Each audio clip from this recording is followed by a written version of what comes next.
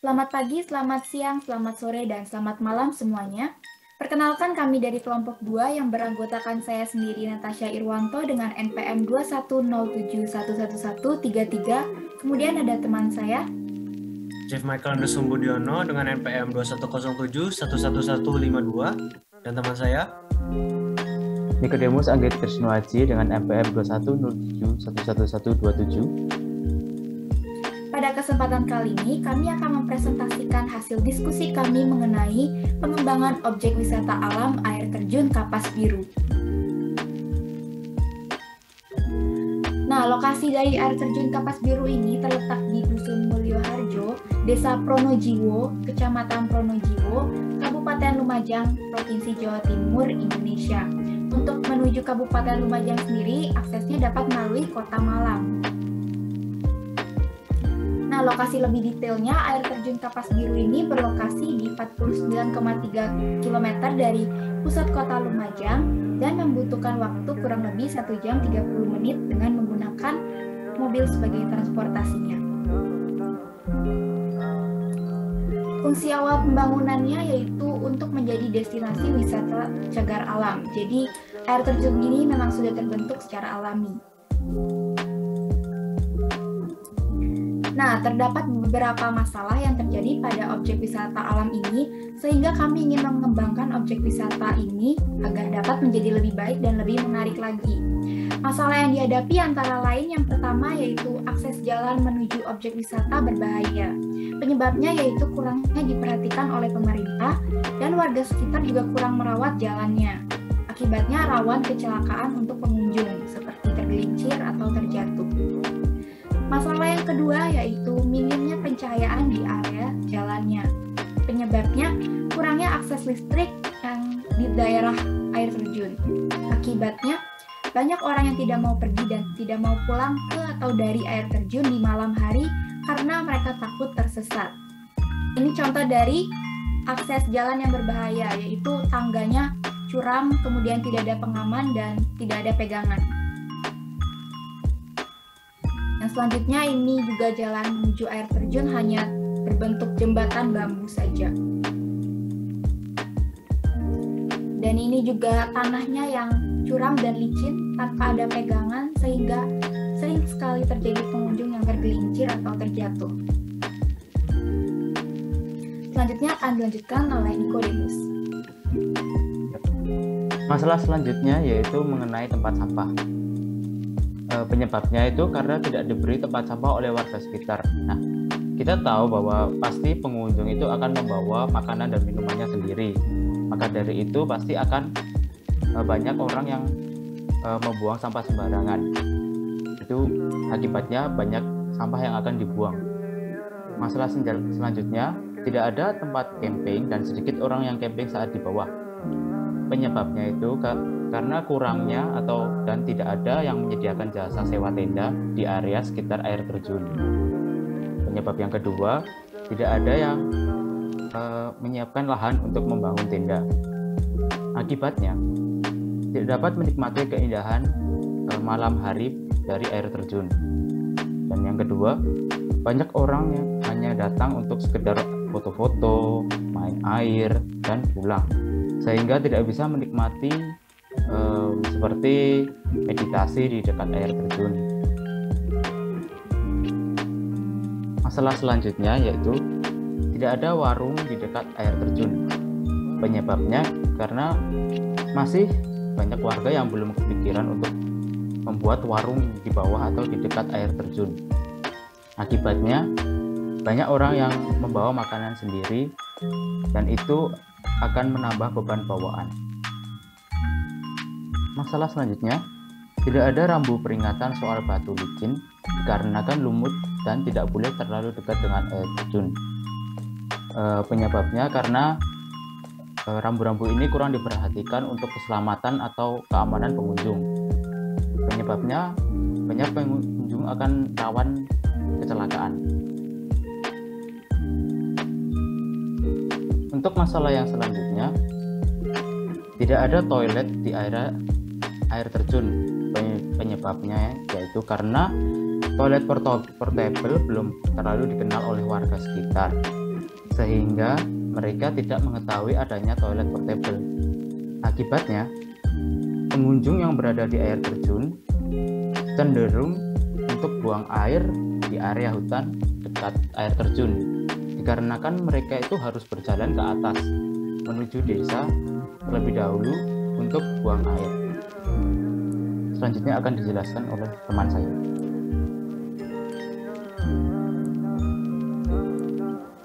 Jadi, potensi apa sih yang akan kita kembangkan dan rencana kasar untuk perubahan kita? Yang pertama, kita akan membangun warung atau tempat makan. Yang kedua adalah tempat penyewaan tenda dan tempat atau lahan camping. Yang ketiga adalah rambu-rambu. Yang keempat adalah toilet portable. Yang kelima adalah pencahayaan. Yang keenam adalah jalan yang lebih aman. Dan yang terakhir tempat sampah di air terjun maupun di jalan ke air terjun. Untuk problem yang kedua, seperti yang bisa dilihat di gambar ini, kami akan membuat tempat perkemahan di dekat air terjun, tetapi tidak terlalu dekat juga dengan air terjun, sehingga tidak mengganggu yang bercamping, tetapi masih bisa menikmati keindahan air terjun di malam hari maupun di siang hari. Selain itu, rencana kami adalah membuat lahan untuk para camper agar bisa membangun tenda mereka masing-masing sehingga dapat bermalaman di dekat air terjun. Selain menyediakan lahan untuk camping, kami juga menyediakan lampu-lampu di lahan camping yang seperti pada gambar, sehingga vibe yang didapat oleh para camper lebih enak atau lebih menarik. Jadi kombinasi dari keduanya menghasilkan seperti yang digambar. Nah, ini ada tenda dan juga hanging lights. Sangat menarik bukan? Dan ini pastinya akan menarik para camper di luar sana untuk camping di sekitar area air terjun Kapas Biru ini. Dan yang sudah camping di area air terjun ini juga tergerak untuk camping lagi karena vibe yang mereka dapat sangatlah enak. Nah, inilah yang kita maksud. Ini vibe yang enak. Ini pemandangan yang bisa kita dapat dengan camping di sekitar area air terjun ini. Lihat pemandangannya sangat indah bukan? Jadi, solusi dari masalah yang kita hadapi. Yang pertama, tentang akses yang susah untuk pedagang membawa dagangannya menuju air terjun di bawah. Solusi kami ada 3 opsi. Yang pertama adalah pedagang berjualan di daerah atas dekat pintu masuk atau loket tiket sehingga tidak menyusahkan pedagang dalam membawa dagangannya. Untuk opsi yang ini kami tidak memilihnya karena tidak menyelesaikan target kami, yaitu kami tidak ingin pengunjung membawa beban yang banyak dari atas. Jadi untuk opsi ini kami tidak pakai. Untuk opsi yang kedua, jika pedagang berjualan di bawah atau dekat air terjun, tidak akan terlalu menyusahkan pedagang tersebut karena akses jalan menuju air terjun kami rapikan terlebih dahulu agar jalan tidak ekstrim. Nah, yang opsi ini kami emang akan merubah jalan sehingga lebih aman. Nah, tetapi untuk opsi ini pedagang harus membawa banyak barang bawaan dari atas dan membawa sampah ke atas, dan ini menyusahkan pedagang karena pastinya barang yang mereka bawa pastinya berat.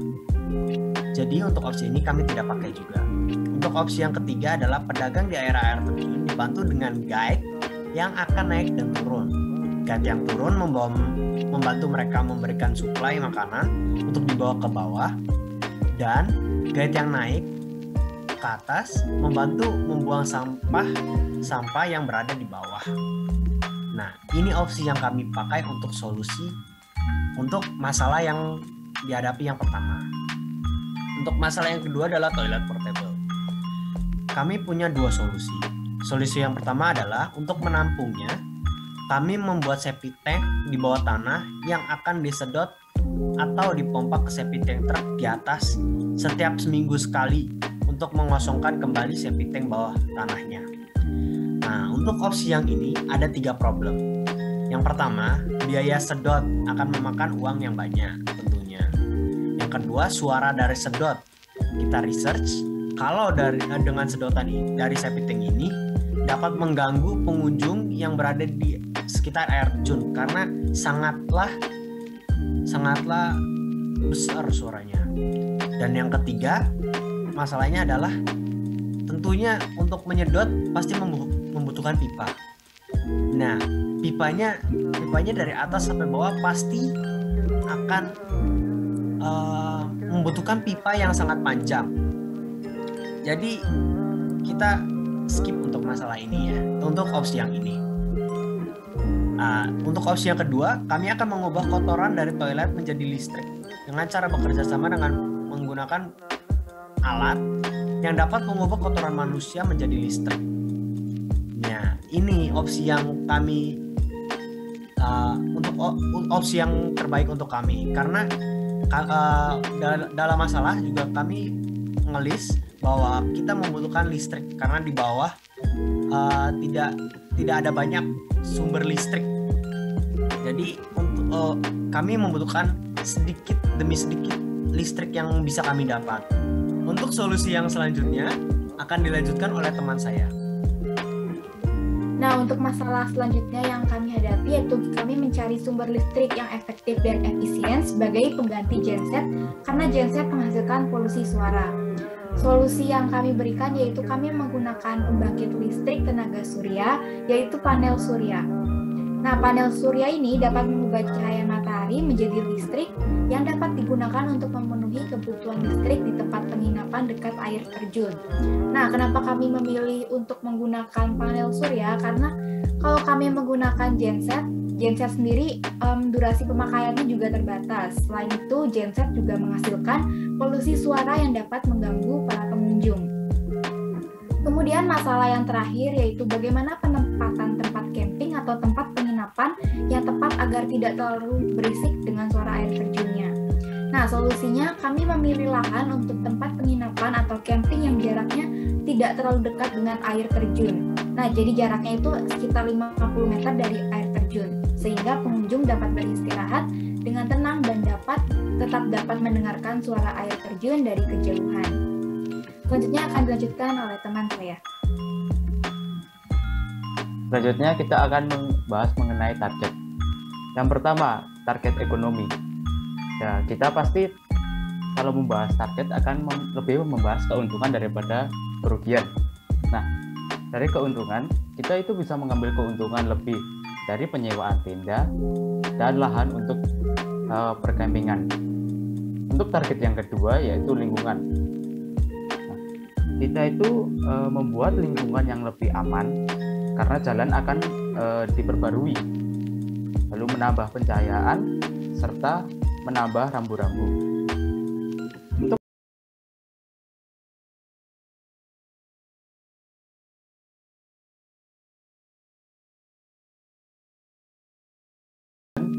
lebih aman karena diberi pegangan serta menambah pencahayaan agar tidak terlalu gelap dan menambah rambu-rambu. Sekian presentasi dari kelompok kami. Kurang lebihnya mohon maaf. Terima kasih.